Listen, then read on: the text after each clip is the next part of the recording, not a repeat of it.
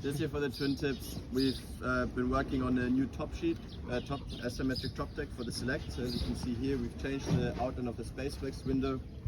We've worked here on the grab handles here, and also obviously on the bottom SpaceFlex window.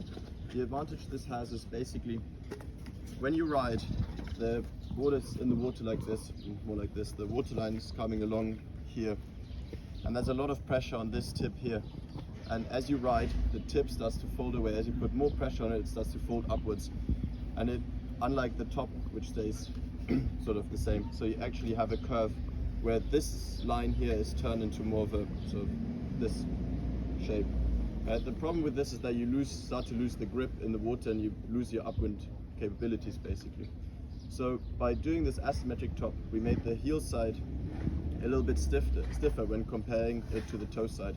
This allows us to ensure that the edge here, when you're in the water, is actually more evenly pressured, and therefore you don't have the case where you start to slip out over this side here, and you can go upwind better.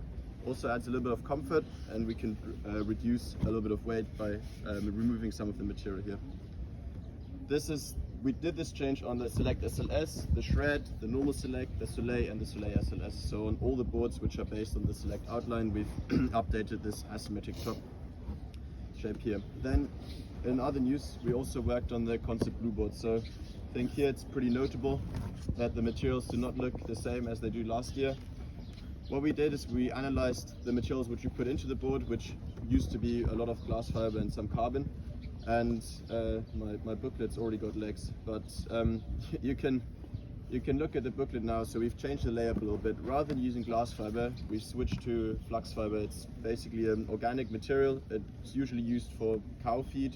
It grows in the north of France, and you can make a really good composite material out of it. The advantage of flux fiber is that it has really good dampening capabilities, which especially if you look at the sort of more free ride oriented riders, they will really appreciate to have a board which is super comfortable in the water, especially in choppy conditions like yesterday. I think for those of you who had the chance to ride it, you definitely can feel a big difference compared to last year's Select.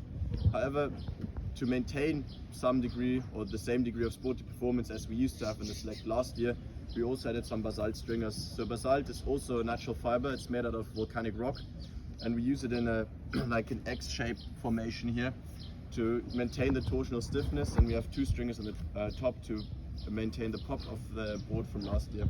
So what our mission was for this year is to really have a board which is more sustainable, offers the same performance as last year's board, and comes at the same recommended retail price. So the customer does not have to make a choice in between, I want to be sustainable and I don't want to be sustainable, I pay 100 euros extra or don't pay 100 euros extra. This is the only original Select we have. There's no more glass fiber Select, and it comes at the same price point as the Select, which had glass fiber from last year. Any questions about Select, Soleil? Alright, we basically came up with this. It has a monoconcave tip, so you have some better control on round features here. The boots come with inline tracks, so the board comes with inline tracks, so it's optimized for boots for the in terms of stance. And we've actually got a really durable grind base. So the factory where we're producing our boards at the moment is also the factory where Slingshot and Liquid Force produce all of their wakeboards, and we have the same base in the bottom here as they do on their wakeboards. So this is why it also has this sort of slightly milky look, because of it's not a PMU, it's a PTEX material. So, but it's super durable. And in terms of the rest of the board, it comes in one size only, a 151 by 43.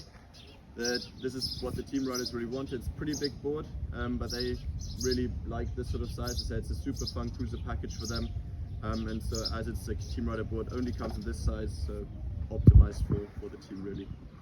And if Noah asks, you can all tell him that you really like the design, because he's worked on it and he'll like getting some praise for his efforts. Two small changes. The first one is that we made the strap 1.5 centimeters longer. Got the feedback that people with really big feet and with European boots couldn't fit into the straps, so we made it a little bit longer.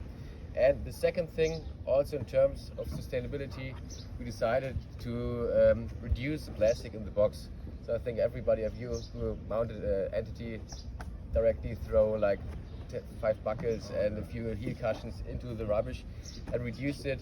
So from now in the box is only the mediums, the medium buckles and the medium heel cushion.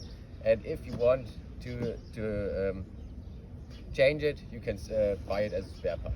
So also you as a shop, you can buy like, I don't know, 50 small one or 50 medium, 50 big heel straps, buckles, and just give it to your customers.